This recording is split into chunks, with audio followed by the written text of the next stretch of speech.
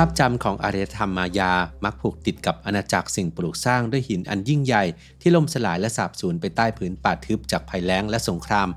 ทว่าลึกลงไปใต้โคลนตมของพื้นที่ชุ่มน้ำในแถบอเมริกากลางนักวิทยาศาสตร์ได้ค้นพบสถาปัตยกรรมไม้โบราณที่ถูกเก็บรักษาไว้อย่างสมบูรณ์แบบซึ่งท้าทายกฎเกณฑ์ทางธรรมชาติของเขตร้อนสิ่งนี้คือหลักฐานสำคัญที่ชี้ว่าชาวมายาไม่ได้พ่ายแพ้ต่อการเปลี่ยนแปลงสภาพภูมิอากาศแต่ความจริงพวกเขาใช้ความชาญฉลาดทางวิศวกรรมเพื่อเอาชีวิตรอดจากวิกฤตที่เลวร้ายได้คลิปนี้จะพาทุกคนไปไขปริศนาที่ถูกฝังไว้กว่า1,000 ปีซึ่งอาจจะซ่อนบทเรียนที่ชี้ชะตาอนาคตของมนุษยชาติเอาไว้ก็เป็นได้ครับ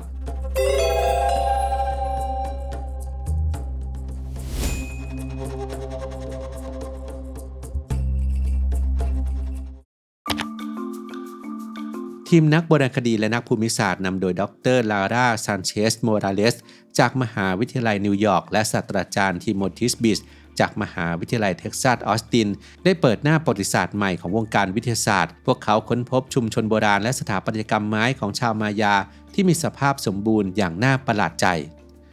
โดยปกติแล้ววัสดุอินทรีย์อย่างไม้จะเน่าเปื่อยและย่อยสลายไปอย่างรวดเร็วในสภาพอากาศร้อนชื้นของเขตร้อน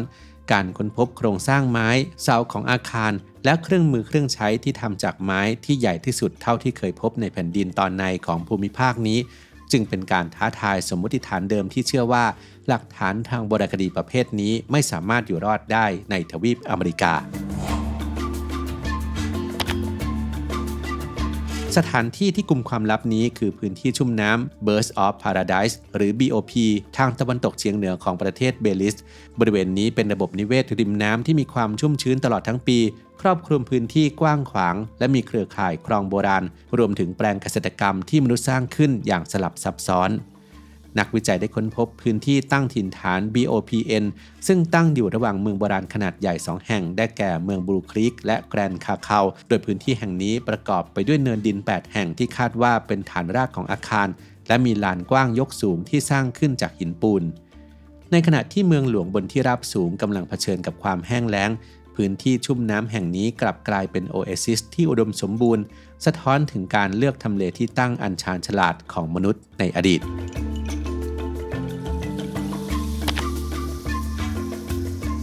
สิ่งที่ทำให้การค้นพบนี้มีความซับซ้อนคือช่วงเวลาของการอยู่อาศัยชุมชนในพื้นที่ชุ่มน้ำ BOPN มีการตั้งถิ่นฐานตั้งแต่ยุคคลาสสิกตอนปลายต่อเนื่องไปจนถึงยุคหลังคลาสสิกหรือราวช่วงคริสตศตวรรษที่800ถึง 1,500 นี่คือช่วงเวลาเดียวกับที่เกิดวิกฤตความแห้งแล้งครั้งใหญ่ระดับภูมิภาคอย่างยาวนานส่งผลให้เกิดความวุ่นวายทางสังคมการทำสงครามและทำให้ศูนย์กลางความเป็นเมืองโดยรอบต้องเผชิญกับภาวะล่มสลายประชากรในเมืองใหญ่อย่างบลูครีกและแกรนคาคาบนที่ราบสูงต้องละทิ้งบ้านเมืองไปขณะที่ชุมชนในพื้นที่ชุ่มน้ำที่อยู่ห่างออกไปเพียงไม่กี่กิโลเมตรกลับสามารถอยู่รอดดำรงชีพและสร้างสถาปัตยกรรมต่อไปได้อีกหลายศตวรรษเพื่อจะตอบคำถามว่าชาวมายาในพื้นที่ BOPN อยู่รอดได้อย่างไรมีปัจจัยร่วมอยู่3ประการคือประการแรกคือโครงสร้างพื้นฐานขนาดใหญ่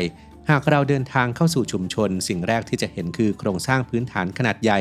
นั่นคือถนนยกพื้นโบราณที่มีความยาวกว่า2กิโลเมตรกว้างถึง4เมตรและสูงประมาณ2เมตรถนนเส้นนี้สร้างขึ้นจากดินร่วนปนทรายและหินปูนทำหน้าที่เชื่อมต่อพื้นที่ชุมชนเข้ากับเครือข่ายแปลงเกษตรในพื้นที่ชุ่มน้ำมันเป็นทั้งเส้นทางสัญจรที่ยกระดับหนีน้ำท่วมขณะเดียวกันก็ยังอาจถูกใช้ในการบริหารจัดการน้ำในระบบนิเวศนี้ด้วยการมีอยู่ของถนนเส้นนี้กระตุ้นให้เราต้องตั้งคำถามว่าชุมชนที่ถูกล้อมรอบด้วยความล่มสลายของเมืองใหญ่นำกำลังคนและแรงกายมาจากไหนเพื่อสร้างโครงสร้างพื้นฐานที่ยิ่งใหญ่ขนาดนี้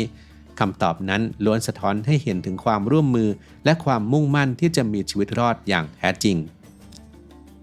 ประการที่2คือสถาปัตยกรรมที่ท้าทายธรรมชาติเมื่อเดินตามถนนยกพื้นเข้ามาถึงศูนย์กลางของชุมชนจะได้พบกับโครงสร้างที่1ซึ่งเป็นแพลตฟอร์มดินที่ยกสูงขึ้น 1.5 เมตรและสร้างจากหินปูนสิ่งที่เผยให้เห็นถึงความลึกซึ้งทางวิศวกรรมคือพวกเขาใช้เสาไม้ปักลงไปในแนวดิ่งและแนวนอนเพื่อค้ำยันโครงสร้างนักวิทยาศาสตร์พบเสาไม้แนวตั้ง7ต้นและแนวนอน2ต้น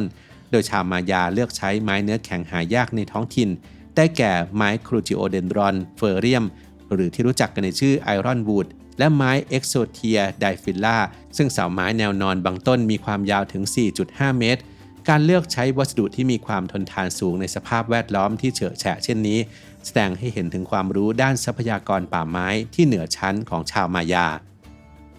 ประการที่ 3 คือเมนูอาหารแห่งการเอาตัวรอดเพราะเมื่อมีที่อยู่อาศัยที่มั่นคงปากท้องคือสิ่งสำคัญลำดับถัดมาพื้นที่ชุ่มน้ำแห่งนี้เป็นเหมือนรอยต่อของ2ระบบนิเวศที่อุดมสมบูรณ์ข้อมูลจากการขุดค้นพบว่ากระดูกสัตว์ที่เป็นอาหารของพวกเขามีความหลากหลายมากโดย 66% เป็นสัตว์บกและ 34% เป็นสัตว์น้ำพวกเขาล่าสัตว์อย่างตัวนิ่มหรืออาร์มาดิโลหนูอากุติกวางไก่งวงและเต่านอกจากนี้ยังพบเปลือกหอยทากจุดจำนวนมหาศาลและตุ้มถ่วงอวนจับปลาทำจากเซรามิกอีกทั้งยังมีร่องรอยการเผาไหม้บนกระดูกสัตว์กว่า 80% ยังเป็นหลักฐานยืนยันถึงการทำอาหารในครัวเรือนซึ่งสะท้อนให้เห็นถึงความพยายามดิ้นรนหาโปรตีนมาหล่อเลี้ยงชีวิตในยุคที่เต็มไปด้วยความยากลำบากและสุดท้ายทุกสิ่งที่กล่าวมาไม่ว่าจะเป็นเสาไม้หรือกระดูกสัตว์นั้นจะไม่มีทางรอดมาเล่าเรื่องราวให้เราฟังได้เลยหากปราศจากความลับทางวิทยาศาสตร์ที่ซ่อนอยู่ใต้โคลนตมนั่นคือสภาพแวดล้อมแบบแอนออกซิกหรือการไร้ออกซิเจนยิ่งไปกว่านั้นนักวิทยาศาสตร์ยังพบชั้นหินทูฟาซึ่งเป็นหินปูนที่ตกตะกอนตามธรรมชาติห่อหุ้มโครงสร้างและวัตถุโบราณเหล่านี้ไว้ราวกับแคปซูลการเวลาเป็นความบังเอิญที่สมบูรณ์แบบของธรรมชาติที่ช่วยรักษาร่องรอยประวัติศาสตร์นี้ไว้ทีมนักวิทยาศาสตร์ได้ผสานเทคโนโลยีล้ำสมัยเข้ากับการขุดค้นทางโบราณคดีโดยเริ่มจากการใช้เทคโนโลยีไรดาร์ยิงคลื่นเลเซอร์จากอากาศทะลุผ่านเรือนยอดไม้ของป่าทึบเพื่อสร้างแผนที่ภาพ3มิติของพื้นผิวโลกโดยเทคโนโลยีนี้ช่วยให้ค้นพบเครือข่ายคลองและถนนยกพื้นโบราณที่ถูกซ่อนไว้จากนั้นมีการใช้วิธีหาอายุจากคาร์บอนกัมมันตรังสีจากตัวอย่างไม้และถ่านจำนวน 14 ตัวอย่างโดยข้อมูลทั้งหมดถูกนำไปสร้างโมเดลเบเซียนเพื่อตีกรอบช่วงเวลาให้แม่นยำซึ่งผลที่ได้ยืนยันว่าเสาไม้เหล่านี้ถูกสร้างและใช้งานในช่วงคริสตศตวรรษที่ 11 และ 12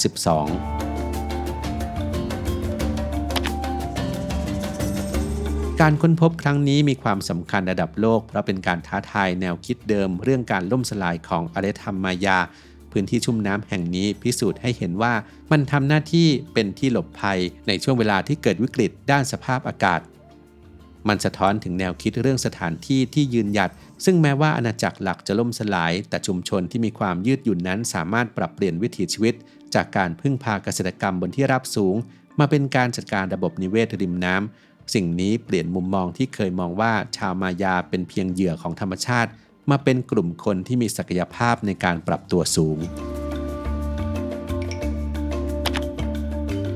ในยุคปัจจุบันพื้นที่ชุ่มน้ำ BOP กำลังเผชิญกับภัยคุกคามที่ร้ายแรงยิ่งกว่าภัยแล้งในยุคโบราณบริเวณโดยรอบกำลังถูกทำลายล้างอย่างรวดเร็วจากการเปลี่ยนแปลงการใช้ที่ดินทั้งการระบายน้ำออกเพื่อทำเกษตรกรรมสมัยใหม่การใช้รถไถเกลี่ยดินและการเผาป่าพื้นที่ชุ่มน้ำทั่วโลกกำลังลดลงอย่างต่อเนื่องโดยรายงานจากอนุสัญญาแรมซาร์ระบุว่าพื้นที่ชุ่มน้ำของโลกได้หายไปกว่า35%ตั้งแต่ปี 1970 ซึ่งเป็นอัตราที่เร็วกว่าการสูญเสียพื้นที่ป่าไม้ถึง3 เท่า